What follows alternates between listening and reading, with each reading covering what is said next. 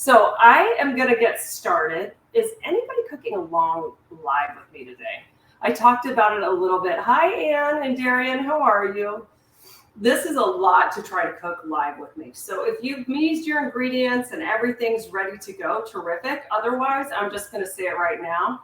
It's probably going to be hard to keep up because I would never try to do both of these recipes at once, right? So if you're trying to get it all done, don't pressure yourself. I would say to, like if you want to do the meatballs with me and you want to assemble the ingredients with me, great. And then you can stop, refrigerate that, and you can scoop them out later and roast them, right? Because we're going to move right into the chicken, and that takes a little while as well. So I guess my recommendation is pick one to feel like you can finish with me tonight.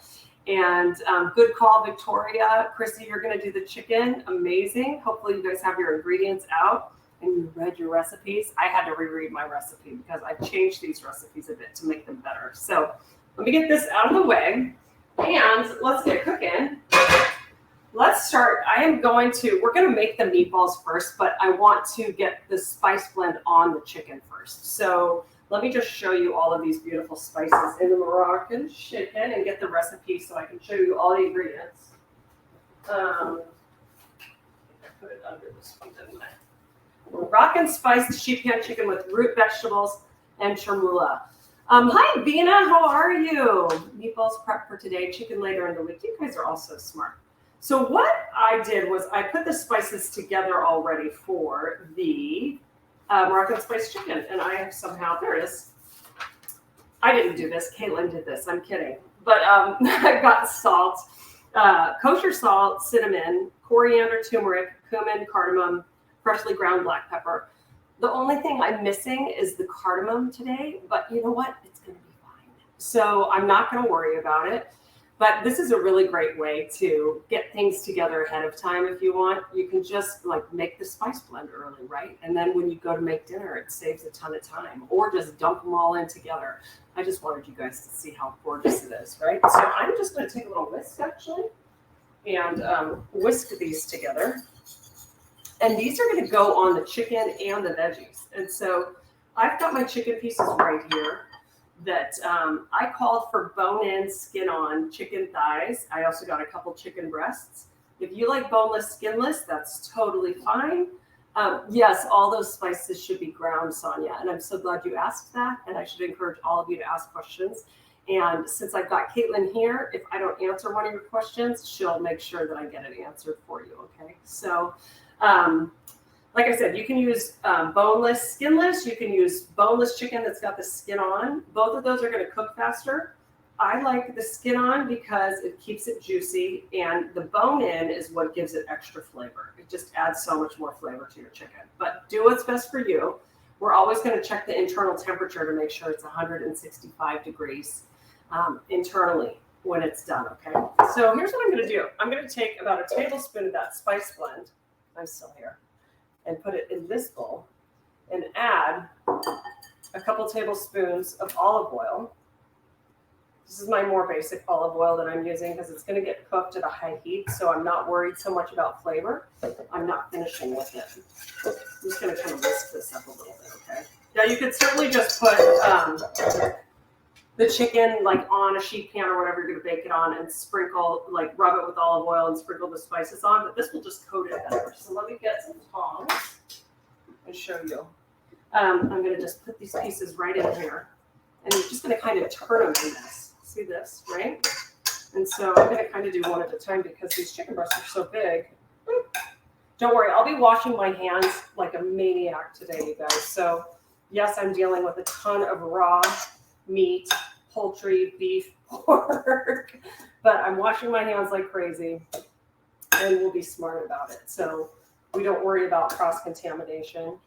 I was saying, my cooking school teacher used to always say, like, in California, room temperature is like 70 degrees, right? So you don't have to worry if your meat's been out for an hour or two at room temperature.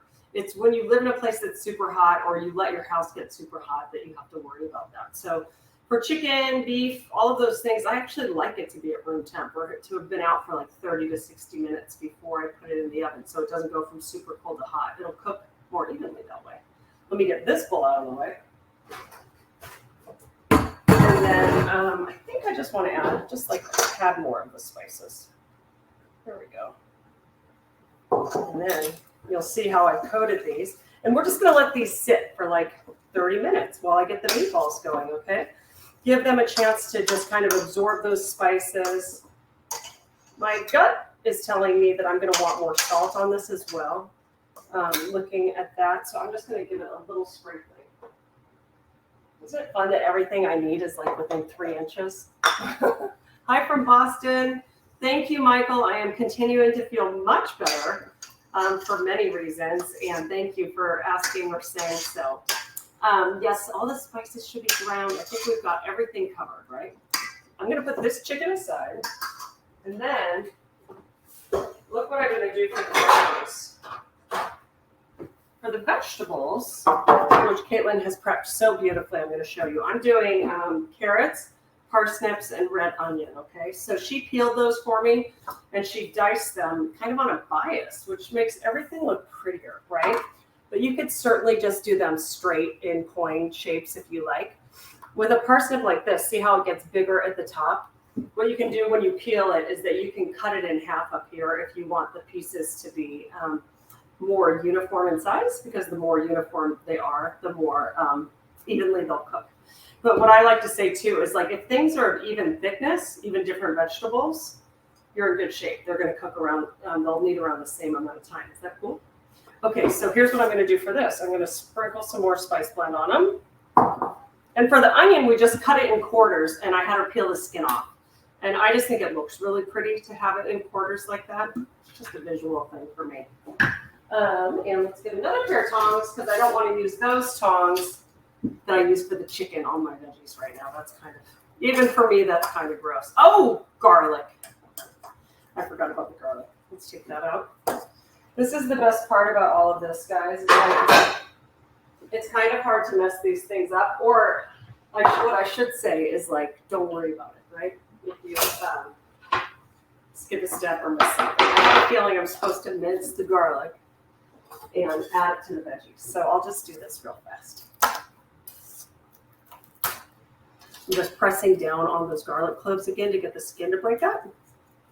And then I'm glad I'm showing you this, because I'm going to show you the part of the garlic you don't want. Hi, Dana. How are you? Dana, did I know you lived in Jersey? I was thinking Connecticut. I should know that by now. Can you guys see the green part of that garlic? I don't want that. So I'm going to cut it off. And I'm also going to cut off the little stem part. And then if it's sprouted in the middle and it's green, I peel that. If it's like really green, I get rid of it. This one's fine. Okay, so I'm just going to give this kind of like a rough mince. Is there such a thing as a rough mince? I don't know. A casual mince. I'm not going to worry about chopping it too finely. That's probably what I'm trying to say. Okay, I'm just going to scoop mine up on the side of my knife. Okay. And then, whoop. I am seriously so excited to see who wins this pot today. And then I'm thinking too, because there will be cutlery involved in these giveaways too, friends. We have so many good prizes coming up. I'm super excited. We have very many wonderful, friendly people in this business who are willing to give us things, which I appreciate so much. Okay, so now these veggies are done, and we'll be able to put them in at the same time as the chicken, okay? So I'm going to ditch this for a little bit, and I'm going to move on to the meatballs. We're going to get our hands dirty, and I'm going to show you how to do this, okay? So if you want to make the meatballs with me, why don't you take a second and get all of your ingredients out and ready to go, okay? Let's put this over here. Sheet pans. I've even got, guys, sheet pans with parchment paper on them so that when we go to scoop out the meatballs, we can put them directly on here. You can certainly grease a pan too, but this just makes it so much easier. I got a little excited and even got out extra pieces of parchment paper. Kind of geeking out. Okay, so we're going to have these back here. Let me just get the rest of the chicken stuff cleared out, okay? This.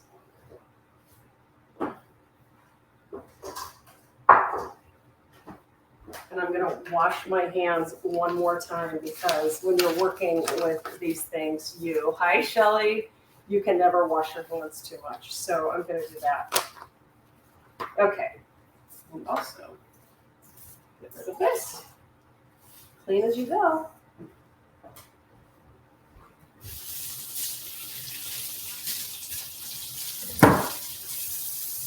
We need like elevator music. Or a sideshow. Oh, I've got this one. I don't ever go far. We're saying I need some sort of like entertainment music while I'm off camera, right? Am I going to the Warriors game tomorrow? I am not. I'm going to tell you guys, I have a confession. I have a really hard time watching the Warriors. If I go live, I can do it, but I get super stressed and I scream at the television, and I'm convinced that when they get down, that it's my fault. And so I walk away from the television, and I convinced my son the other night that it was my fault too. Like every time they'd go down, I was sitting on the couch. And so I walked away and everything got better. So in the other night's win, I maybe watched 5 minutes of the game. I was home by myself and I just could not bring myself to watch. And so tomorrow night, I think I'll watch, unless it's so bad. I seriously think, I guess I'm superstitious. I never knew that until I applied it to basketball. But for those of you from Boston, I won't do any trash talking. We'll keep it above board. May the best team win, which is the Warriors. I'm kidding. I'm just messing with you guys. Okay, let's talk meatballs. I am so excited to show you all this recipe because it's like the most delicious thing that I probably make. My kids are going to tell you this is in their top 5 for sure of favorite recipes. And when I had them for the first time over 15 years ago at A16 in San Francisco, they blew my mind. And I didn't know why they were fluffy, yet meaty and amazing. They're just everything. The texture's incredible. They're just perfect. And then I worked on their cookbook and I made them for them. And I was like, oh, this is why they're so good. Because they use ground pork. They would hand grind extra fat from the pork, because they do a lot of butchery and whole animal butchery in the restaurant. So they would take extra fat and put it in. Then they'd have beef. And then they'd add prosciutto. And I was like, oh, this is why they're so good. Then they take like day-old country bread and grind it up. So those are the breadcrumbs. But the thing they have is ricotta, milk, and eggs too. And so this mixture is really tacky. It's sticky and it's a lot looser than what you would expect from a meatball. So I want to show you, because I don't want you to be worried when you make them. Like they're going to look like they've got as much dairy and breadcrumb almost as they do meat. Okay, they just need to be able to hold their shape like a little golf ball. So isn't it funny how when I talk I have to describe what I'm doing? So here's another thing, and this is about being flexible, you guys. I bought ricotta at the store, and because they call for ricotta and they call for eggs and they call for whole milk. I also bought cottage cheese because I wanted to try for the lasagna this weekend using cottage cheese and subbing it out. Like my mom used to always use cottage cheese instead of ricotta.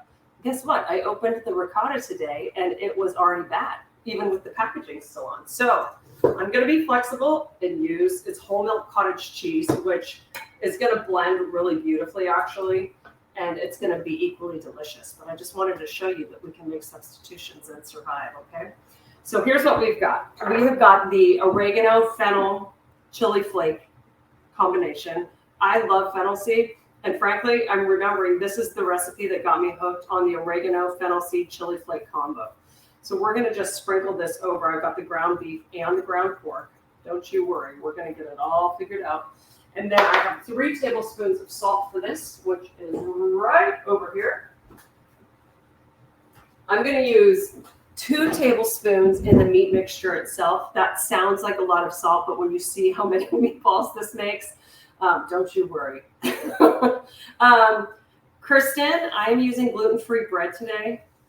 Yes, so my kids, they know when I don't use regular bread, but you got to do what you got to do. And I have to say, like, if you've been completely gluten-free, you're going to think these are still delicious, right? It's when you don't eat gluten-free that you get really confused. But I think they're going to work just fine. Hi, Danville. And go Ducks and go Warriors. We've got a duck here. Amazing. And go Warriors. But the other thing I'm going to teach you guys is that it's really hard when you're working with raw meat. And it's like, how do you know if the meat is well seasoned, right? Before you put them all in the oven. We're going to make a little patty and we're going to cook one on the cooktop so we can see how it is and see how it tastes. And then you can adjust the seasoning of the entire mixture before you put them all in the oven. Does that make sense? Hopefully. Deb, you already tested the meatball and the salt was perfect. Amazing. And there's, the things that will be different about salt levels too. Depending on the bread that you're using, everything will be different. Depending on the ricotta or the cottage cheese, like the salt levels and those things can vary tremendously. So I'm not going to know until I taste a little sample of this what I think. Okay, so this is 9 eggs that I've got mixed here, okay? And then we've got the milk. We've got the cottage cheese. You guys are going to be like, what the heck? It's really messy and it's really fun, okay? So the thing is, I need the biggest bowls possible because I wrote this recipe to do this humongous batch because every time I make like 3 or 4 dozen, they're gone. And so it's out of control. So I just decided to write the recipe for a mega batch. And then you can certainly freeze some or throw a party. They'll be gone in no time. I made like 6 batches of these ones for a Christmas party. So like 6 double batches. They were gone in 30 minutes. It was hilarious. I'm reading that Ad Hoc Addendum uses cup for cup. Yes. You know what's funny? When I was at Williams-Sonoma, I was there when they invented that cup for cup flour, and we sold it at Williams-Sonoma. And so we were testing it in the test kitchen, and I was like, God bless them. I'm going to live. It really works well. And then when you get used to cup for cup flour or Bob's Red Mill, what you realize is that you can fry chicken with it. You can do all the things that people usually use regular flour for, and you don't have to worry about it tasting funny, and you still get like a really good crisp surface. Okay, so here's what we're going to do, folks. Clean hands. If you prefer gloves and you're not used to working with raw meat, that is absolutely okay. I know who I'm feeding. The only one I'm worried about is Caitlin. She's not a family member. I'm feeding my boys and their dad with these clean hands, right? So here's what we're trying to do. We're trying to mix the pork and the beef and the parsley and the spices and the salt evenly, right? And I'm going to mix some of those breadcrumbs in. But first, I just kind of want to make sure that the pork and the beef combine, right? The thing that's so cool about this is that these are going to bake really quickly in the oven, like 20 minutes. And then when they braise in the tomato sauce, the flavors are all going to kind of like meld into the tomato sauce, and you'll taste everything. So even if every meatball isn't like exactly half pork, half beef, don't worry about it. If you wanted to use one type of meat, Michael, I would probably use ground pork for this. I think it'll taste more like a traditional Italian meatball than if you just did beef. I mean, I've done it with all beef before, and let me tell you, it was absolutely delicious. But I think I would prefer the pork combo. See how I'm just literally just getting in there, folks. And then when I add the breadcrumbs and the liquid, don't worry, we'll get everything like evenly out. I'm going to rinse my hands again.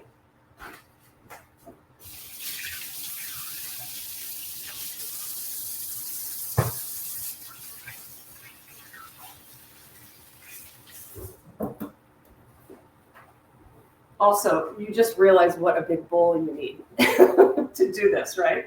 So here's what I'm going to do. I'm going to put like half these breadcrumbs in because I know what percentage it called for, or how many ounces of bread it called for, but I think because this bread is denser, I'm not going to need all of them. So we're just going to mess around with this, okay? We're going to experiment. Again, this is more of an art form than a science. That's why I like it. Play with your food a little bit, and you can see how quickly all of this bowl is going to be once I add the liquid, it's going to be a tight fit. I need a bigger bowl. And yeah.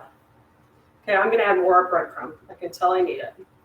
If you guys are using country bread like they called for, like an airier bread, can't remember if it's like 12 ounces, 16 ounces, 18 ounces, I think. That'll be totally fine. You can throw it all in. Is there a preference when freezing meatballs raw or cooked? Leslie, I actually like to serve that. I like to freeze them cooked. I think that you can bake them off. Don't braise them. Just bake them off like little golf balls. Let them cool. Put them in a storage container and pack them in really tightly and cover with saran wrap before putting a lid on it so that the ice can't hit them.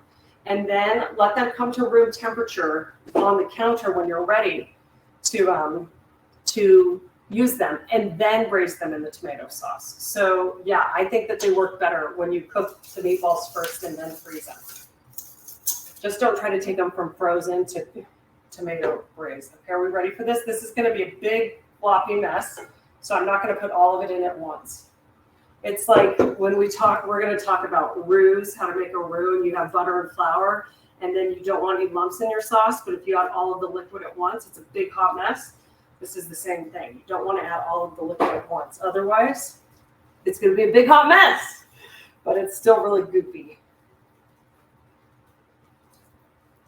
It's kind of fun, I'm not going to lie. It'd be fun to do with kids. No, I've caught up on questions, I think, huh? Okay, so since it's just you and me, you guys aren't going to care that I'm going to put my dirty hands on this bowl, right? I'm just basically not putting them on like any of the counter surfaces and things like that. I'm being aware. Okay. La la la la la. I feel like I should have some music going, don't you? Oh, if you were going to replace an original food processor, would you purchase a food processor or a Vitamix? Erin, that's such a tough decision. Because I have a Breville food processor that I'm obsessed with because it has so many attachments, and the blade allows you to adjust the thick or thinness of the slice on one blade, and I think it's the most brilliant thing I've ever seen. So I use my Vitamix all the time too. Put a little more breadcrumb in too. It's making a big old hot mess. Okay, here we go. Let's just do a little more of this, friends. Again, if you are using the kind of bread you're supposed to, like day-old country bread, and you ground it up into crumbs, you can put the whole thing in, okay? It's absorbing the liquid pretty well, though. So can you see how much? Yeah, it can take a little bit more. The thing that's cool about this, too, and I don't know if this is why this recipe was invented like this, Italians are smart. They know how to stretch things, right? So by adding some ricotta and all this dairy and the breadcrumbs, you're stretching the recipe with the amount of meat you've got, and you can serve a ton more people, but it also makes them so much fluffier and less dense than if you were just doing a meatball with, say, a couple eggs thrown in. I caught that you are cooking for your kids, that you have a continued friendly relationship. Are you talking about my ex-husband? Yes, I'm cooking for him too. Is there a cheat for bread, like as in store-bought something? So the bread I bought, Bonnie, is actually loaf bread. That's country bread slices that's gluten-free. And so I cheated because I wanted them to be gluten-free for my own sake. Otherwise, I would just go with like country bread that you can chop up in a food processor that's like a big loaf, right? Like a white country bread. I wouldn't do sourdough in this case because the sourdough has such a distinct flavor that it's, I think, a little too much, you know?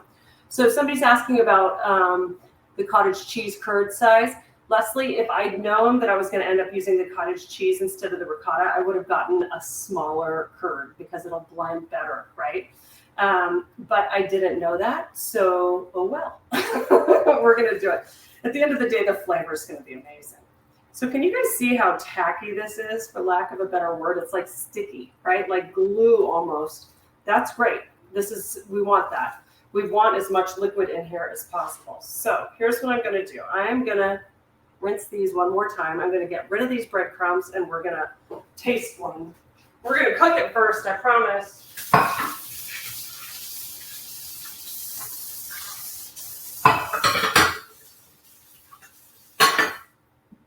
Just trying to keep it a little bit orderly in the sink.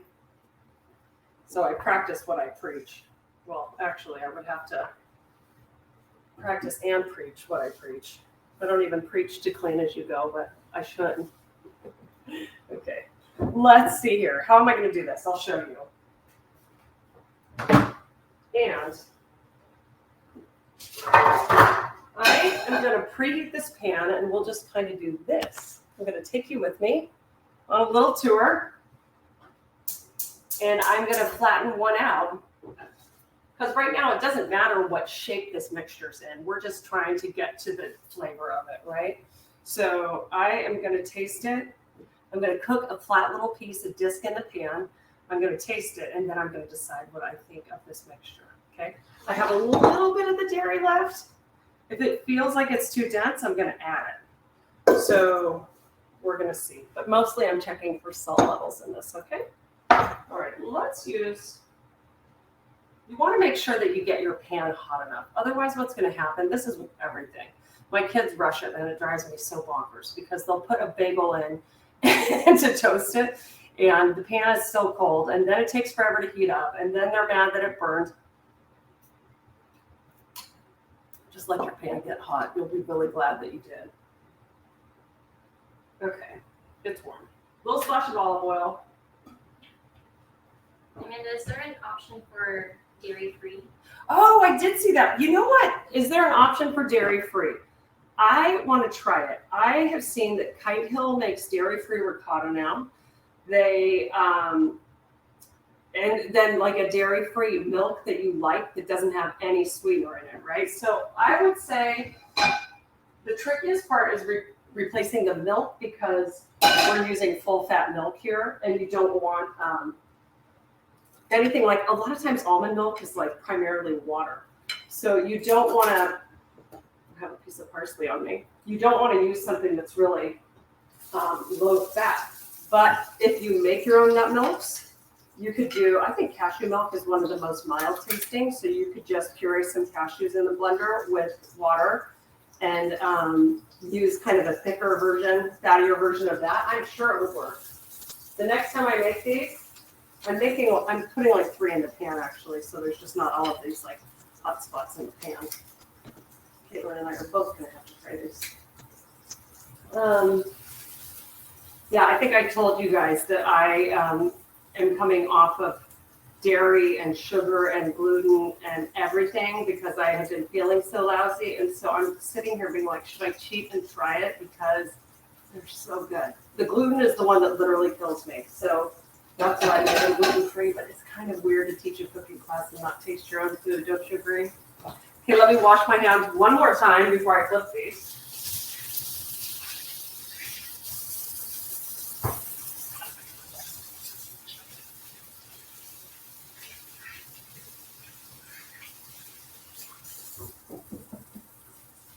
Plus, I don't know if Caitlin is like this, but when I'm serving other people food, I always want to taste it and make sure it's okay. Full fat coconut milk. Shelly, I would be so curious if that works. Well, obviously it works, but what the taste is like, that's probably delicious. Like I've made Thai meatballs and things before with coconut milk. I make a chicken burger with coconut milk and it's delicious. That would be amazing. What size is your scooper? What'd you say? What size is the This scooper? is, what's the number on this one? They go by numbers, don't they? That's a great question. I'll measure it. I think it's like a tablespoon and a half. I think. I'm going to look. Or we'll measure it for you, okay?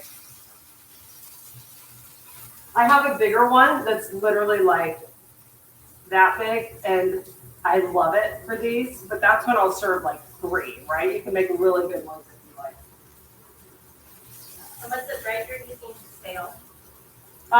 So it calls for day old, and that's another thing. If your bread is dry, what's going to happen, which is great, it's really going to absorb the moisture from the dairy, right?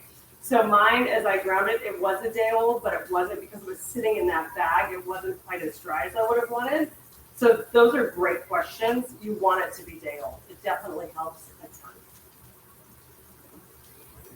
Your meatballs will be tastier than mine if you use dry bread. Fluffier.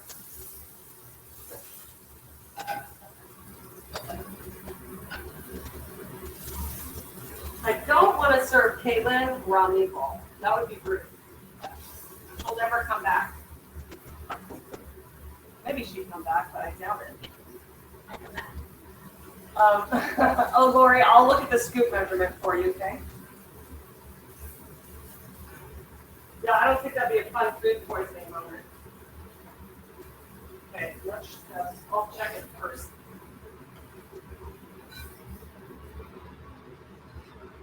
So the thing is, when you roast these in the oven, you don't have to worry about them getting so dark, which I love as well. But for our little taster, we'll be okay. Okay, I'm gonna break one of these apart and let's see. Oh, thanks, Lori. I'm sure this is too hot to eat. Can I give you one? Would you like a plate? Tell me if you think it could use some more salt. The thing is, all of the flavors develop when you let these sit. So I'm gonna rush them tonight. Think it's got enough salt? Oh.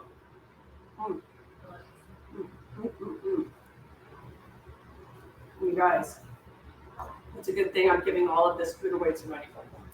Then, oh, so good. Okay, so here's what I'm gonna do.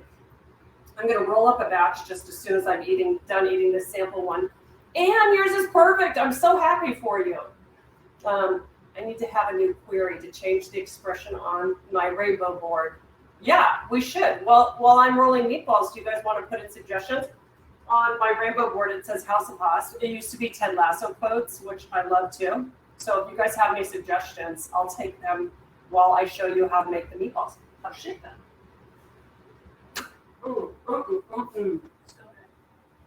I missed this recipe. Oh my God. Not gonna lie, I'm gonna keep eating the samples. But I'm just gonna move it over so you guys don't see my mess. The power. And let me move this back.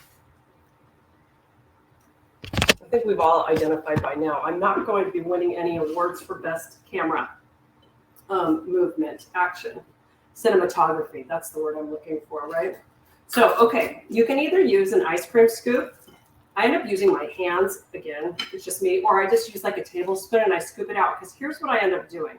I want them to all be uniform, so I end up going like this. It's just a habit that I have, and I like it. But if you want to just do it like this and kind of like pack it down and then put it on the parchment paper like that, that works as well. I think what it is I'm such a weirdo, but I like them to be perfectly round instead of flat on one side. So I just roll them with my hands like that, you know? So why don't I do one batch, and then Caitlin is going to do another sheet pan for us and get them in the oven for us. I obviously won't be able to let them braise in the tomato sauce the entire time, but we're going to at least see what they look like, and then you guys can let yours cook longer in tomato sauce, because what happens, you turn the oven way down to like 275 or 300, I think, and they just take a little bath in the tomatoes, and they're so good. Oh, when people continue to prove who they are, happily or sadly believe them, Michael, I love that one, but it's kind of a downer for me, right? Because I read the one where it says just believe people the first time, right, when they show you who they are.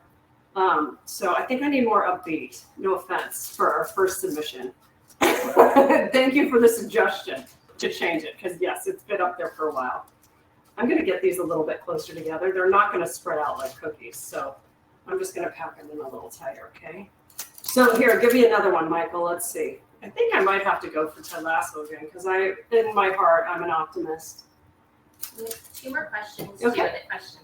Yeah, great. Can you omit the fennel if you don't like the taste? Absolutely, you can omit the fennel if you don't like the taste. Yes. And could panko breadcrumbs be used? Panko breadcrumbs could definitely be used. I think you're going to need less because they're so dry.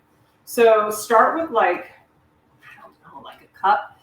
I don't know by weight how much they're going to look like. Use less and see. But yes, you could certainly use panko. They're just going to be kind of like a different texture, and that's fine. How many did I get on here?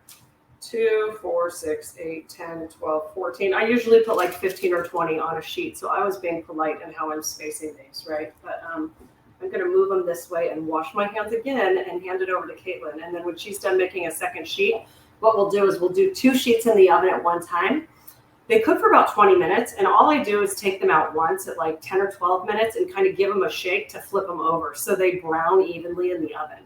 It's just something that I like to do so they look nice, okay? We should have played a game. How many times do I wash my hands tonight? Okay. And I think if memory serves me correctly, this makes like 70 to 80, maybe even 96 meatballs in this size. It's out of control. So I just say get your hands dirty once, make all of these, and then freeze the ones that you don't use tonight, and you'll be glad you did. You know?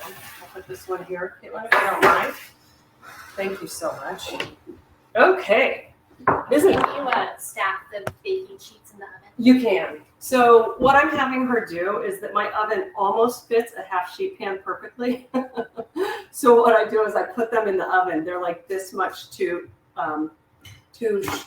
narrow, so they kind of fall at a little angle in my oven. But it's so nice to be able to just put those in instead of using racks in the oven, and then I take them out and I'll put them in the pan to braise them. Okay.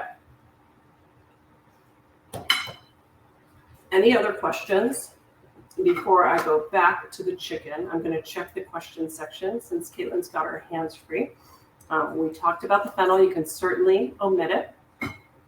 Does the cottage cheese curd size matter? I would use the smaller curds if you could find it, and can panko be used? We're good to go. Okay, cool. Any other questions? We got 56. Oh, good, Deb. That's solid. Thanks for answering that. And I'm so glad that you did it already. That's so much fun. Okay.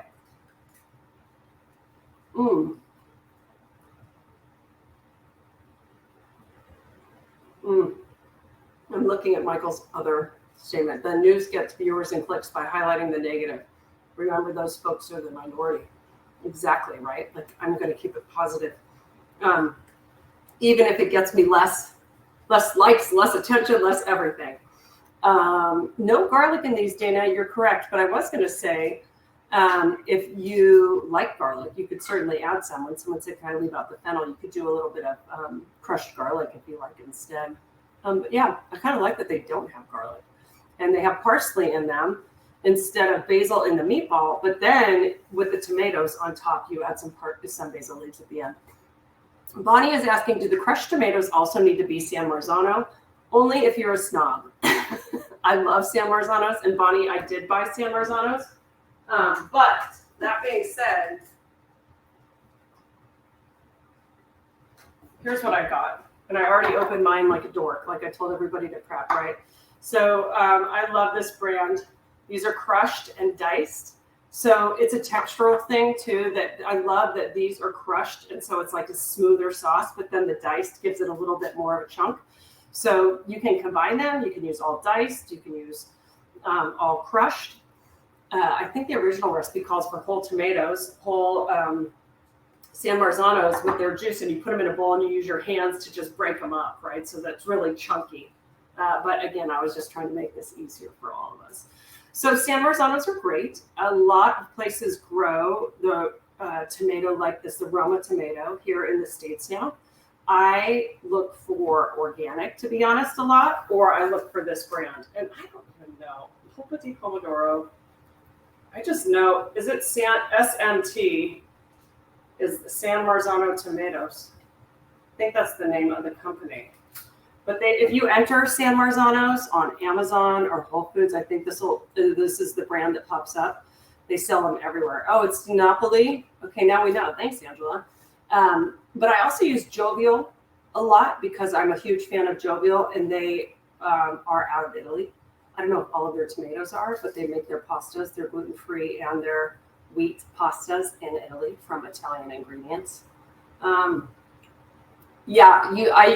I actually go to the store and I look for what I can find. And I usually look to see what's on special because they've gotten really expensive, you know. So I just happen to use these two today, okay?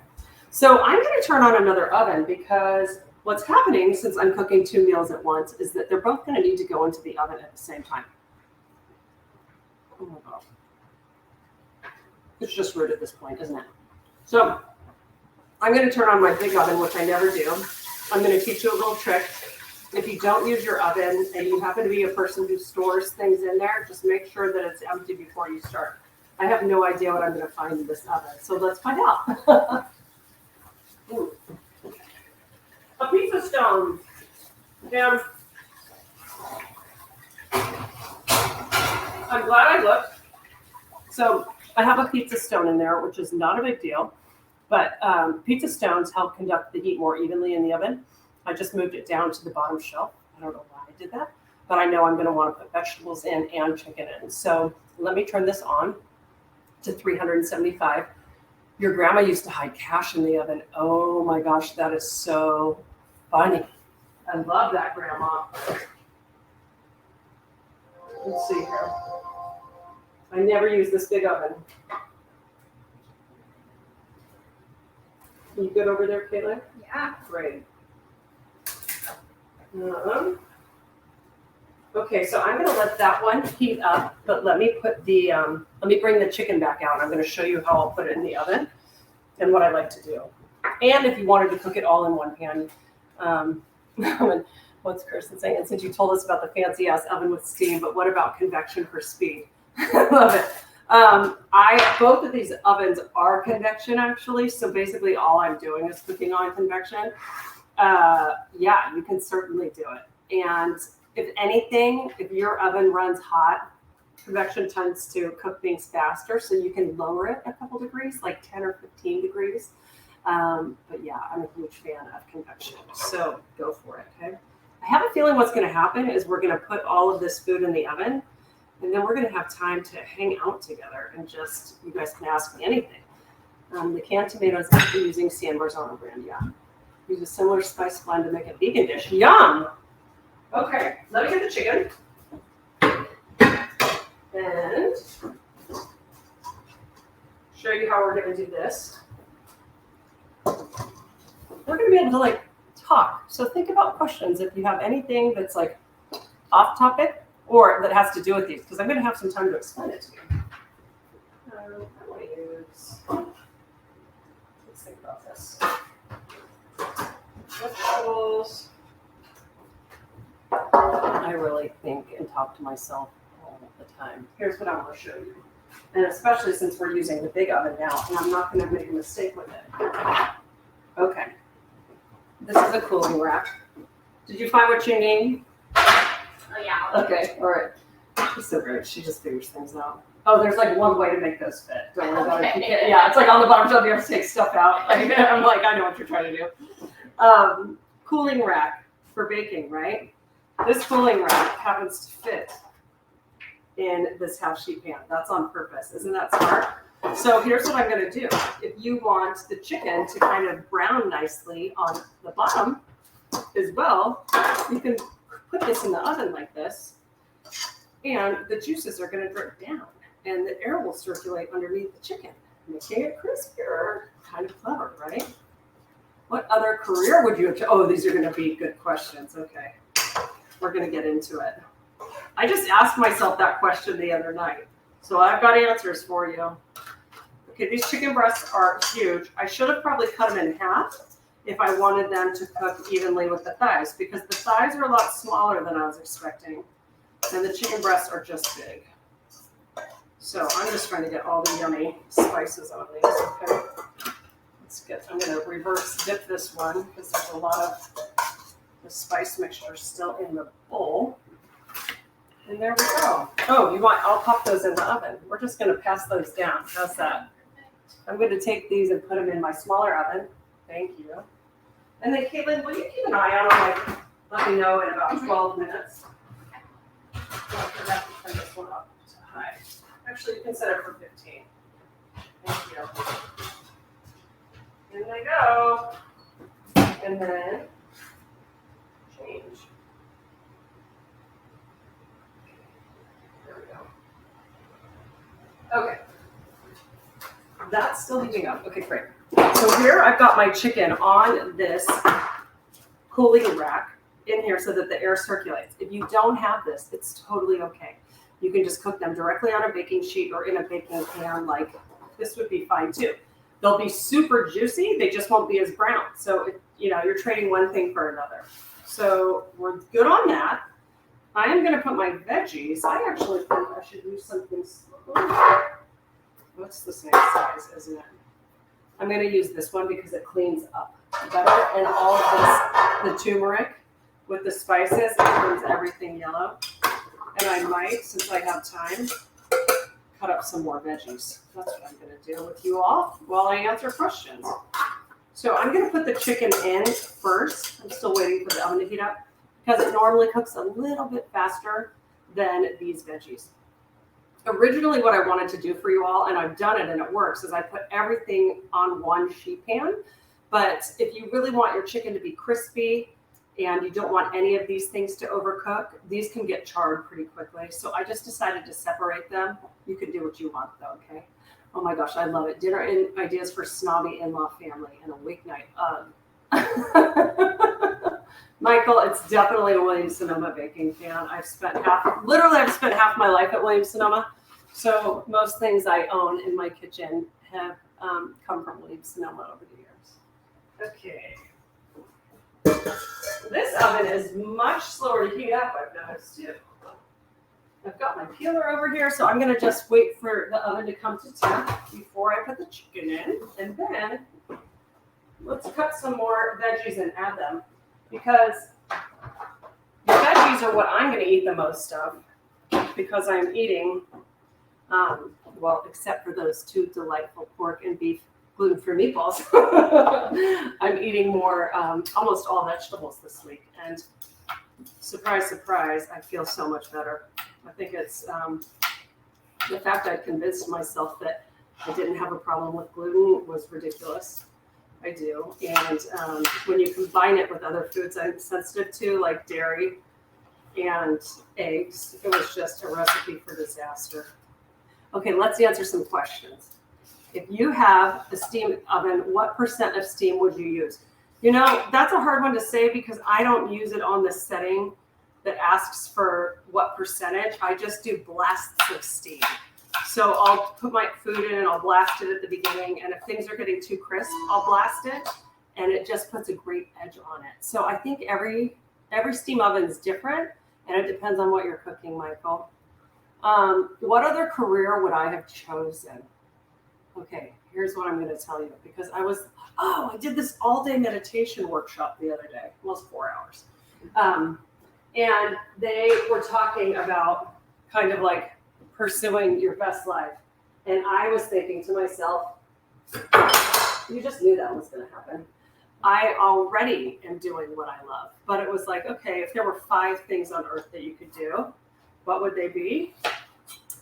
Guys, I think I'd want to be a singer or a professional dancer. I hurt my back in high school, and so I couldn't dance, but like a backup singer or backup dancer or like a rock star. But I'm pretty happy with the career I chose. I'm going to dice this just to show you guys a different cut, okay? If you like things cubed more than you like them on the angle. The thing you always want to remember, though, is that if you're working with round veggies, you need to have a flat surface when you cut them. So even if you want to keep them in this shape, you want to take a little bit off the bottom so that you've got a flat surface. If it's rolling around, it's really dangerous, okay? So let's see. I would like to be, I was thinking about the fact, I was reading about a singer who was saying she's super like introverted and shy in some ways, and then she gets on stage and she goes nuts. I would love to have like that alter ego where you just get it all out and then you just go back to your normal quiet life. Singer, rock star, let's say, dancer. I play the drums, so maybe I'd be a drummer. And then what's interesting is they're all creative jobs. Maybe I would have been a doctor if I weren't such a baby. I wouldn't have made it through the cadaver process. I want to be a doctor. I think I'm more of a creative person. Oh, I love writing, so maybe I'd just be a writer, period. I love writing. I want to write a book that's not a cookbook. So, yeah, that's it. Any other questions? You can turn on the convection fan, Angela, for sure. Just watch them. They'll be done a little faster. Hi, Elizabeth from Charlotte. You guys, I'm so impressed with how many of you are getting on live. My business is working with Broadway performers. Dana, what do you do for Broadway performers? I would love that. I actually think, here's what I think. Now we're getting to know each other. I'm ahead of the game. When I did that commercial the other day for Bertolli olive oil, it's so funny because I guess it's on in other parts of the country too, because I've been hearing from people. I didn't realize that when you do all these cooking videos over time, I have to act, right? Like the guy said to me, I was doing this take where I'm like, the cake's out of the oven and blah, blah, blah. And he's like, give me what you got. This is why you act. And I was like, I'm not an actor, I should say. But I realized that when you do these cooking videos and people, you learn how to have a certain amount of energy all the time, that it is kind of like acting, right? I don't know if I could do the serious part, but I think it'd be fun to try. Oh, here's my last one. And then I'm going to ask Kaylin what she would be. I want to be like Helen Mirren in the movie Red. I want to be a badass karate chopping superhero kind of person when I'm even older. Like I love Helen Mirren and I think she's amazing in roles where she is just, you don't mess with her, right? So that's my dream one. If I could like switch careers for a day, I would go with Helen Mirren and be like, teach me everything. And there's something I want to do. I want to be able to be really strong enough physically to like do a fight scene. Isn't that weird? Caitlin, what about you? Do you have any big career things that you're missing out on? If I was good at science, I'd do like a nurse or doctor You or would? something, but I can't do science, you know? She's saying if she was good at science, she'd be nurse or doctor. And she literally finishes culinary school this week. So you're kind of pursuing what you want to be doing, right? Yes. But This is the dream, but it's fun to think about other things. Oh, I'm going to have to do that this direction. And then let me get the veggies in. And then we'll talk about the sauce. we've got a few more questions for you too. Oh, fantastic. More questions. Fire away. Okay, can you use veal as well? Great question. Can you use veal? You can. So you can use pork, veal, beef, combinations of these that you like, right?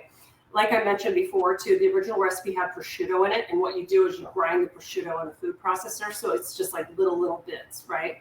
And that would be amazing. So veal, yes, you can use veal as well. Most definitely. And you can use like half veal if you wanted. Or all, if you like. Any other questions? Thoughts on recipes calling for fresh parsley? Not sure what parsley does for flavor. Oh, I love this question. Let's talk about parsley. We've got so many good questions. And Angela, I see your next one. Okay, parsley. When I thought of parsley growing up, I thought of, curly parsley that's on the side under your fruit when you go out to a diner for breakfast, and it's gross. First of all, it's kind of underrated, but it's a textural thing for me. I don't love it. Sandy, they're asking why parsley in this recipe for flavor, what it does for flavor. If you use Italian flat leaf parsley, what you'll realize if you take some leaves off and taste it on its own, it's definitely got its own flavor. And it's probably the most agreeable herb to match with other things. So like I use it kind of as a base flavoring a lot. So I'll do parsley with basil or parsley with mint. It's not too strong. So you could call that mild or like not exciting. But at the same time, you get some fresh herb flavor without it being dominant in a recipe.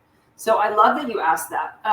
When I made those green sauces and I do chimichurri and I do all of those, I usually love having parsley in some of them because I can find like basil gets a little too sweet on its own. And I like to cut herbs with it. But sometimes I've gotten so used to parsley on its own with olive oil that I'll just use parsley in a sauce, and I love it. It's a little more bitter than some. And if you get a salad, like it's super trendy to do like sliced celery in a salad with parsley leaves, a little bit of citrus, shaved fennel. Give it a shot on its own and see what you think. I dig it. But if you don't like it, you can certainly change it. I don't use dried parsley ever. It's more concentrated. I don't like most herbs dried, except for the spices I'm using more for rubs, like cardamom, coriander, things that you don't use fresh really, right? I'll use dried thyme at the holidays and rosemary, but I usually use fresh herbs. Urgent, is it time to let the meatballs?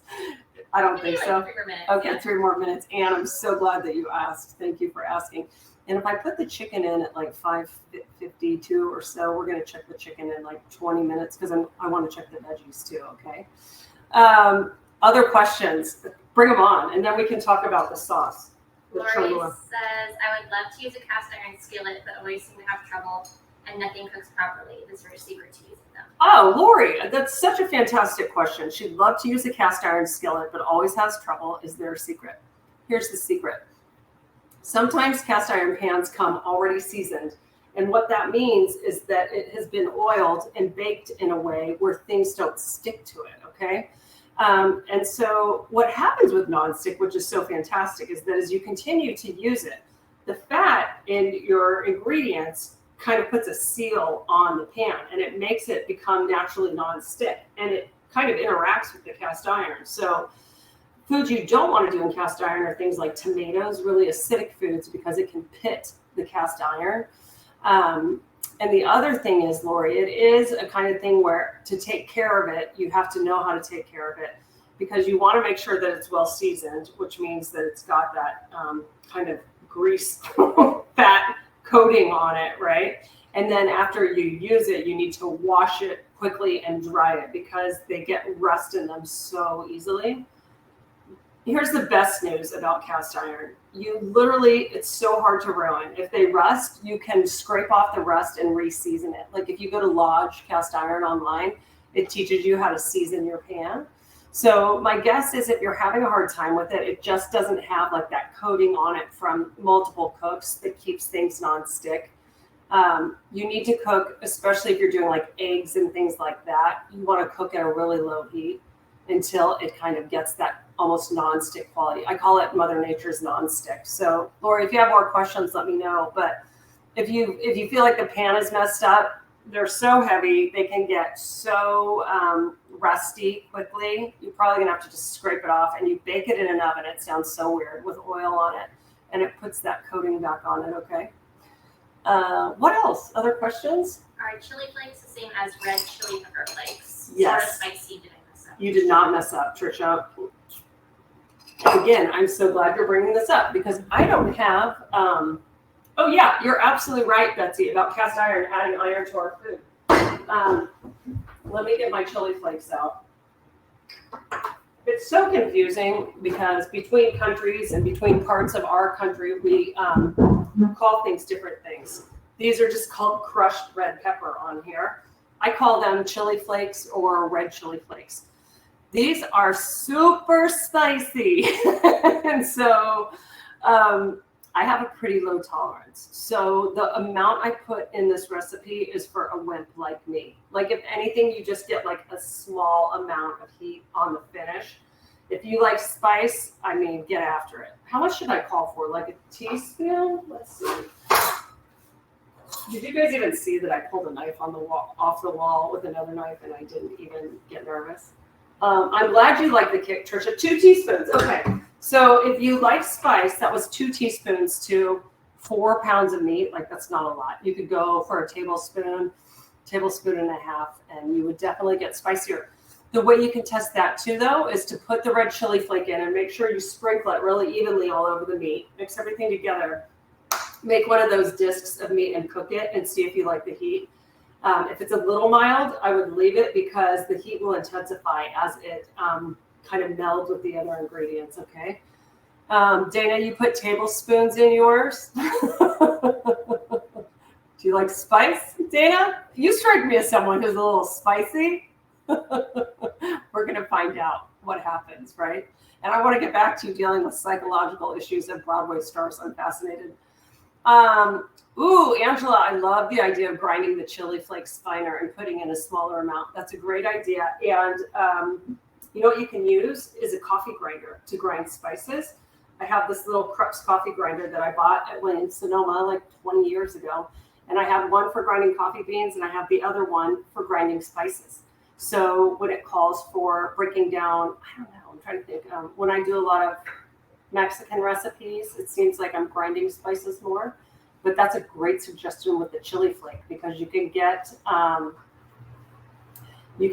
finer, it's so fine that it will meld more consistently into the food if you were to grind them up. So that's a great idea. Thanks, Angela.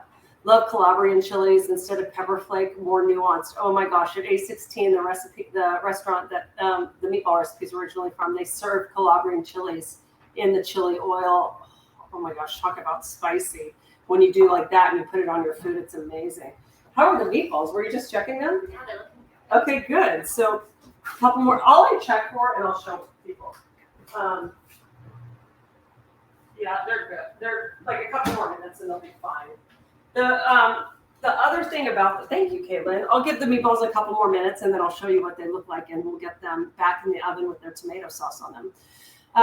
The meatballs are super forgiving because you're going to braise them in this liquid. It's going to continue to soften them. And so it's kind of amazing because you don't have to worry about overcooking them that much. I mean, if you cooked them for twice as long, yes, you could like cook the fat out. But because there's the egg and the cottage cheese or ricotta and the fat from the meat, they're very, very forgiving. What other questions am I seeing? Question on, could you use hot sausage in the meatballs? Oh, right. I missed that question. I think that they'd be pretty darn spicy. But no, you know what? Yes, do like a pound. I would do probably like 3 to 1 if you were going to do the spicy, right? With 1 being the spicy. Or if you really like spice, then sure, do half ground beef and half of the spicy Italian mix, and then you wouldn't have to add any of those other spices, okay? That's a great idea. I liked the idea too to clean your spice grinder with white rice. That is brilliant. And I've actually ground rice in it before to use rice as a coating for things. It gets really crispy on foods. Like Frito Misto, you can use ground rice. Just a reminder to talk about salt. Elizabeth, thank you. It's you. I got an email today about salt, and I take this for granted because in the cooking world, it's kind of a given. But I only use kosher salt in cooking and baking, and we'll talk more about nice salts for finishing. Like I've got Malden, which I love for finishing foods, but it's a much bigger flake, but I don't ever use iodized salt. It is, and Michael, if you want to weigh in here about what is in that salt, you're welcome to, doctor. But I don't use it. It is so salty, and for health reasons, I don't use it. But most cooks everywhere are using kosher salt. It dissolves really nicely into the food. It's got like a lower salinity, as we say, so it's less salty. So all of my recipes have been written using kosher salt, and I would guess in today's day and age, 90% of the books you're reading are using kosher salt. It's very rare that someone uses iodized, like Morton salt, in their cooking or their baking anymore. I use kosher in my baking as well. I wanted to show you the Morton. See how these flakes are big? They're like an ingredient unto themselves. So if I grill a beautiful steak and I want to top it with a couple of flakes of this, it's like a beautiful ingredient. Leslie's asking about kosher salt different than sea salt. What's different is that sea salt can be a million different things. Depending on where it's harvested and how it's harvested, it can be really large flakes like I was just showing you. This is French. It can be tiny flakes. I just think that I usually don't use sea salt as an ingredient in food unless you're like sea salt caramel, right? Something like that, where you want these bites of it. So I use sea salt for finishing things, and I use kosher for putting it in recipes, okay? Look at how big that flake is. Beautiful. What else have I missed for questions?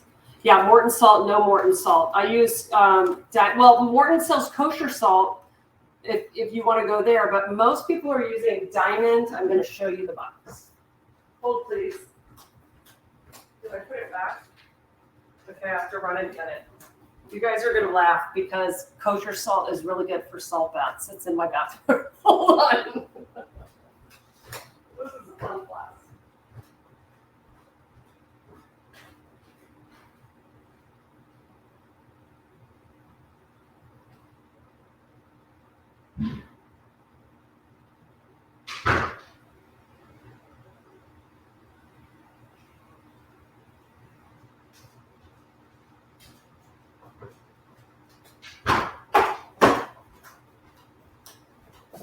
Ta-da. This box, you can order this practically anywhere. You can order it online.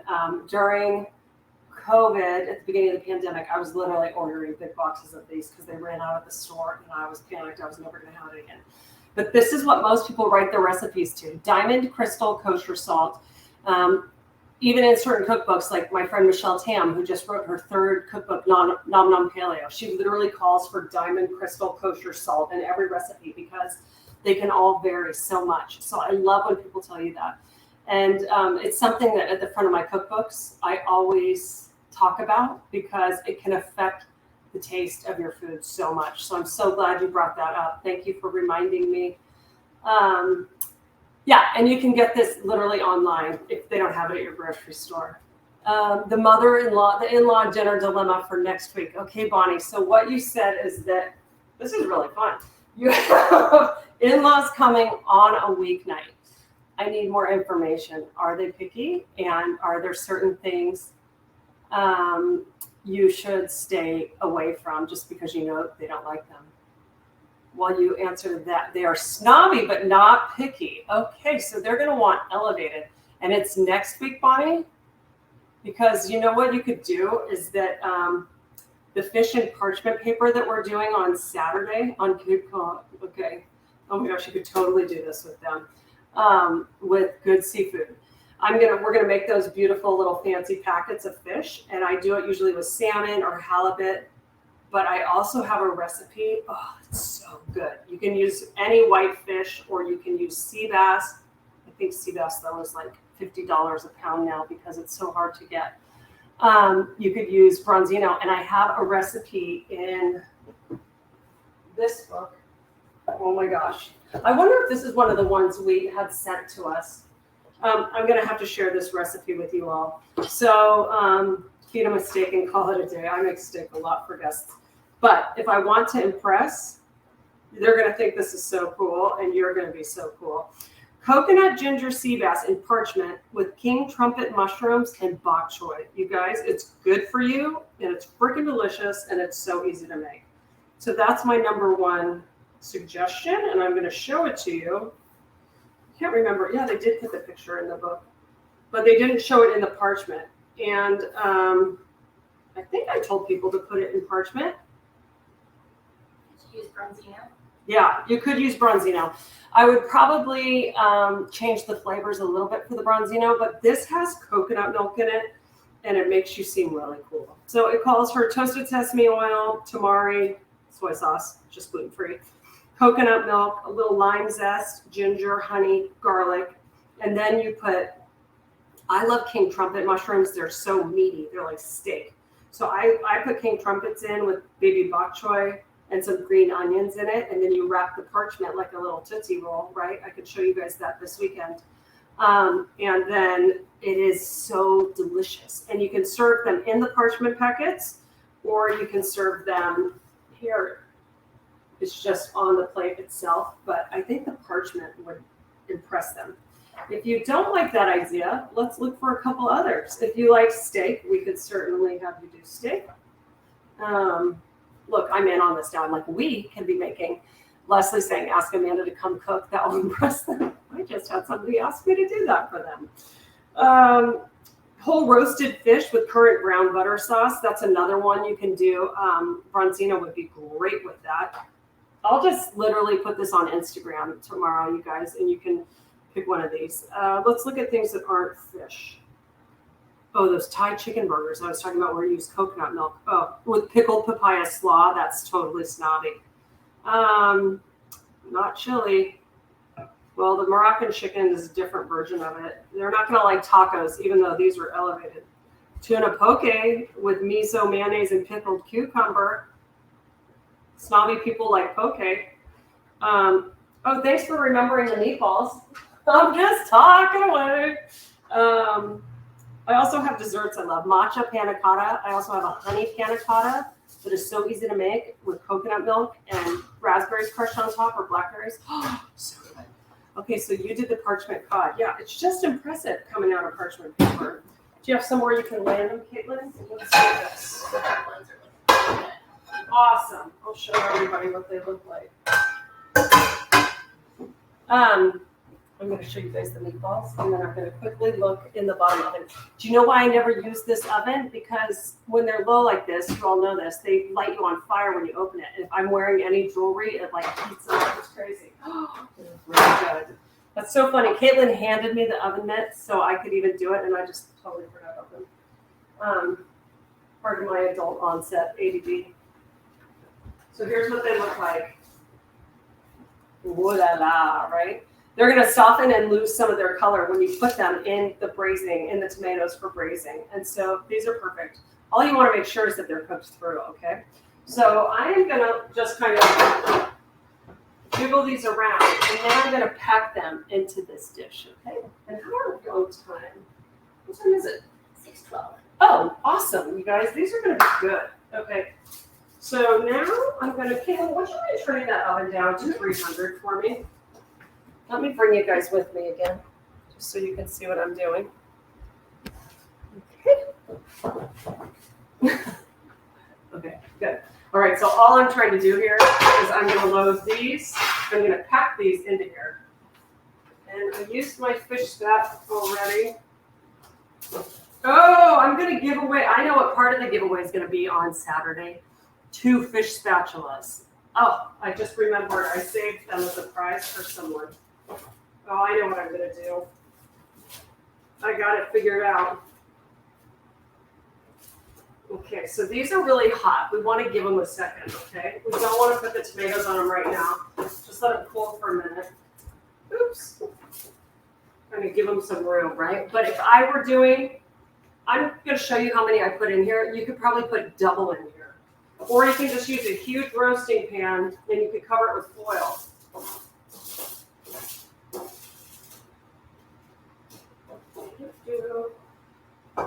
Okay. Let's just do this. See how easy that is to clean when you've got parchment? So great, right?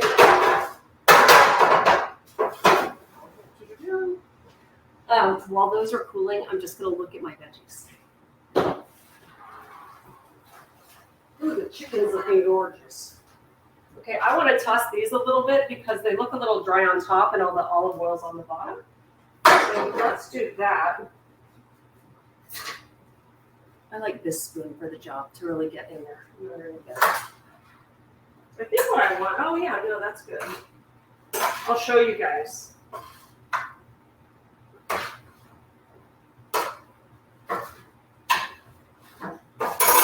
You know what I do on my grill? I've done this on my Traeger before. I put the chicken above the vegetables. I put the chicken just on a rack, the veggies in a pan, and the chicken just goes into the veggies.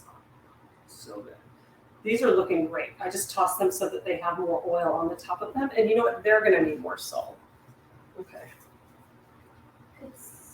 Oh, for the meatballs. Yeah. This is for. Could someone put them in a Dutch oven, cover them with the tomato mixture, and then cook them tomorrow? Oh, you know what? Here, if you wanted to put them in a Dutch oven, and then did it say put the tomatoes on right away, and then cook them tomorrow? I would wait to put the tomatoes on until tomorrow. So if you want to put them in a Dutch oven tonight, let them cool, put the lid on them and put them in the fridge. So don't put them in the fridge hot. Take them out tomorrow, let them come to room temp for like an hour, then put the tomatoes on, the lid on, and bake them, and that's a brilliant idea. So yeah, just put them directly into whatever vessel you're going to use to braise them in the sauce. Then you're not wasting another dish, right? Okay, so see how many this is? This is probably close to 30 meatballs. You could certainly get like 50 in here, and I'm not even kidding. You just pile them on, right? What else are they saying about the meatballs? I only added the minced garlic to the vegetable mixture, Victoria. If you wanted to add it to both, it probably says in the recipe to add it to both. I don't know. It's a good question now that you say it. My favorite family dinners were with my Jewish friend and her family. Delicious and so entertaining. Oh, so many people have different traditions in the kitchen is what I love, right? Different types of food. We could braise the meatballs on the grill while something else is cooking as well to keep that house cooler. You absolutely could. In fact, if you go to Traeger's website, I have a version of this recipe on the grill. Because I'm not kidding when I say I put this cookware on my grill, and it's totally fine. So you could absolutely do that. Truffle butter is always a good fit for snobbery. We're going back to that. I love it. Okay, this is what a loose arrangement this is for the sauce. Okay, guys. Were there any other questions I missed? There's a question about the recipe, but what brand of knives do you like using right now? Oh, okay. I'll answer the question about the knives in 1 minute. You guys, I'm taking about half of this. It's cool to make it really saucy. And then I'm going to cook the rest of those meatballs later. And so I'm saving about a half a can for each of those, okay? Look what I'm going to do now. I'm going to take my yummy olive oil, which I have right here. This is from my friends down the street, Balistreri. And I'm going to drizzle some on here, and I'm going to add some more salt to the tomatoes. Ooh, you can't have enough olive oil. These are going to braise at 300, so they're not going to get very hot. So I can use my fancy olive oil, and it will retain its integrity. Okay, I'm just going to kind of gently do this, right? You want to make sure that all the meatballs are interacting with all the tomatoes. You want them to get saucy. Okay, let's talk knives. I cannot believe I never picked up the San Marzano. Dana, it's like something new every day, though. Isn't it exciting? As my dad said to a friend who invited us to dinner, Rick is the expensive wine. I think so, since it isn't giving me. Do you know at our wedding, we had our wedding at a winery, and it was, everything's expensive in life, but we did have 1 or 2 tables where we served them the extra fancy wine.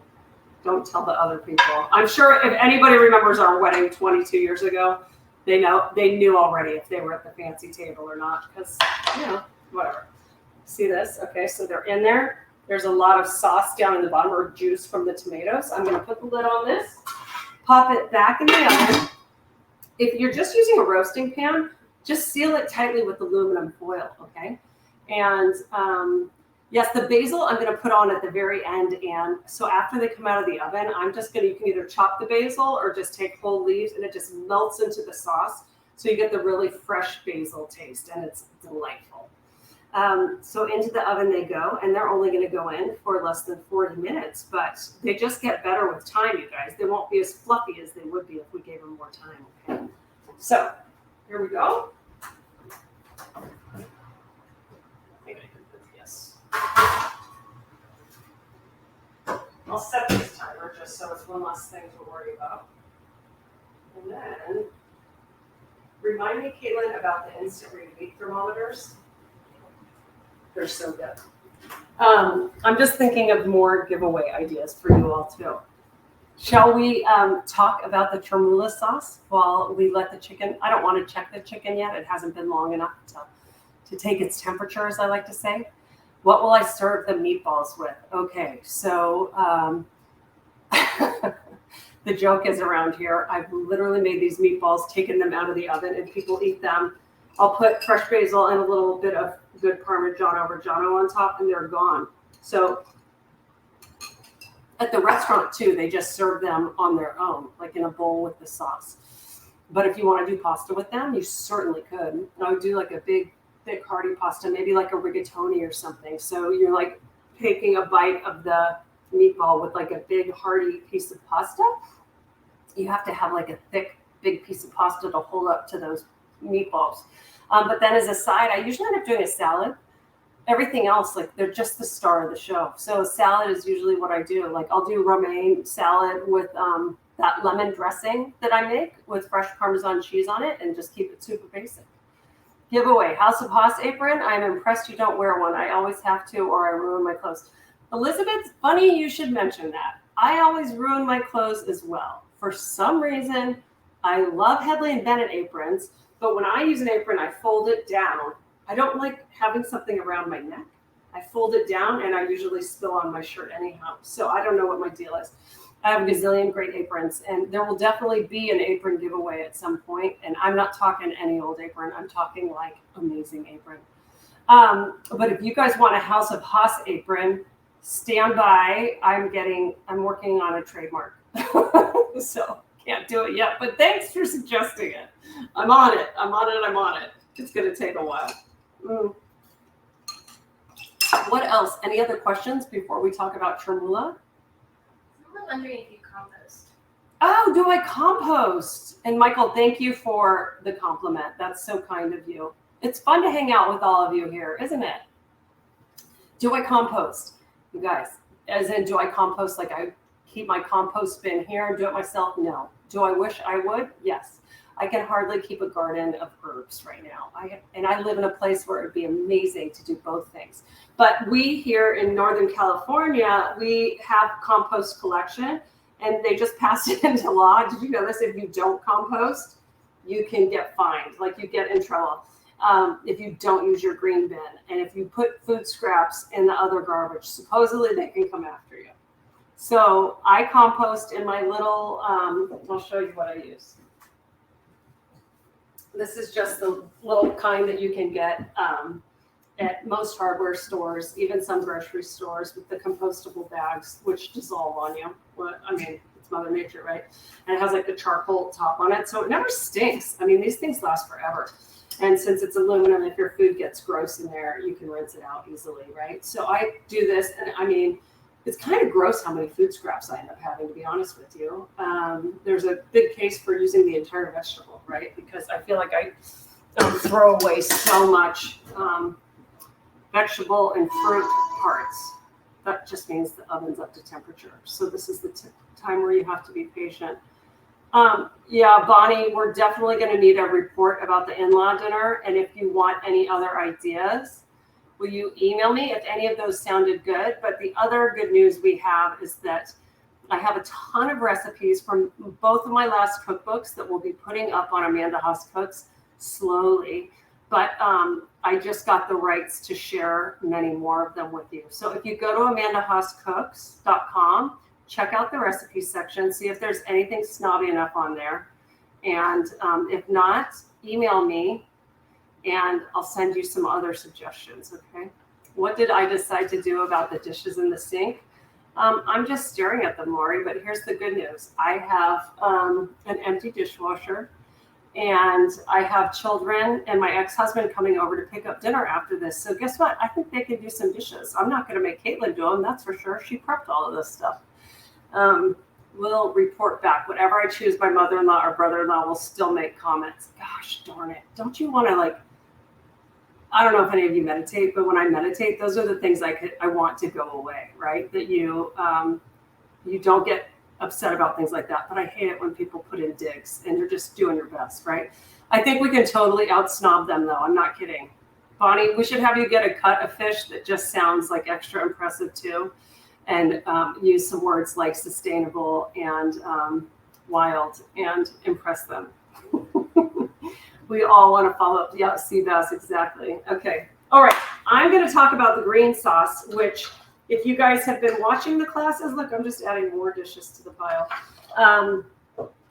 If you've been watching my other classes, you know I have already hit on green sauce. And so I cheated and I had Caitlin make it in advance today. This is the tremula that's part of the recipe. And then we'll talk about cows.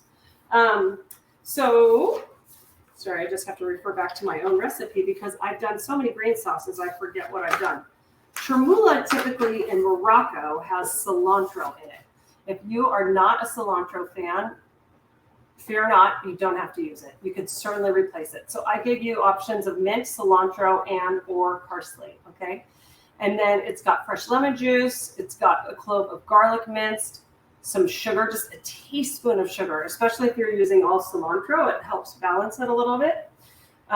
Salt, black pepper, extra virgin olive oil, and then preserved lemon, which she left out so we can talk about it again, because I don't want you guys thinking I use it all the time. Didn't I use this? Oh, when we made like the granola or something. I was going through a preserved lemon phase because if you buy them, they're like 3 in a jar. They last forever. So when I get into a phase, I put them in everything. But they're very common in Moroccan cooking, and they add a ton of umami, one word that I think is totally overused, but here it works. I'm just laughing at the comments. That's hilarious. Oh, rapprochement. No rapprochement happening here. So she diced it very beautifully. Let me show you.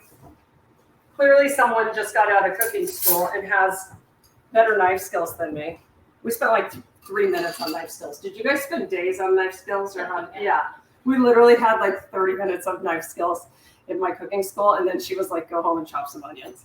So I'm laughing because Caitlin's, it's like perfectly like little minced pieces of preserved lemon.